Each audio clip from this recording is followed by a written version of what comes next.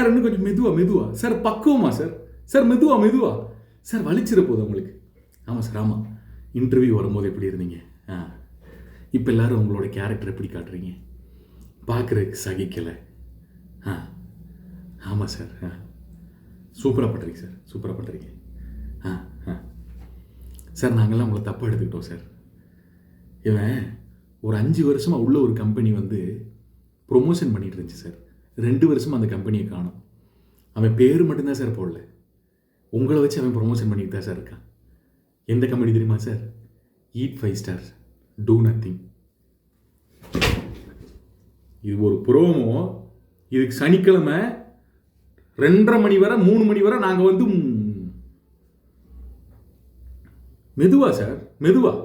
பாவம் இல்லை, எல்லாம் உங்கள் சிபாரிசில் உள்ள போயிருக்கேன். இல்லை இந்த சைடு பார்த்தா ஏப்சே, அந்த சைடு பார்த்தா விஜய் டிவி ப்ராடக்ட்ஸ். என்ன பண்ணுறது?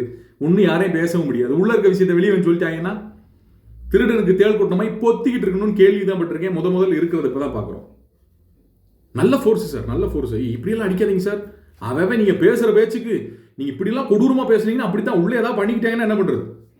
எப்பா பிக் பாஸ் வந்து டியூடுன்னு கூப்பிட்றேன். இன்னைக்கு தான் தெரியுதா உங்களுக்கு? இவ்வளோ நாள் கோமால் இருந்தீங்களா? 20 நாள் வந்து கோமால் இருந்தீங்களா? இல்லை புரியலையே. அவன் அந்த நாள்ல இருந்து டியூடுன்னு தான் கூப்பிட்றான். இன்னைக்கு வந்து இவர் டியூடுன்னு கூப்பிட்டது ப்ரோமோல வைக்கிற அளவுக்கு இருக்குன்னா நீங்க எந்த அளவுக்கு உள்ள கிழிச்சு தள்ளி இருப்பீங்க அப்படின்றது தெரியுது. அடுத்த ப்ரோமோல எது வருதான்றதை பார்ப்போம். வேணாம்.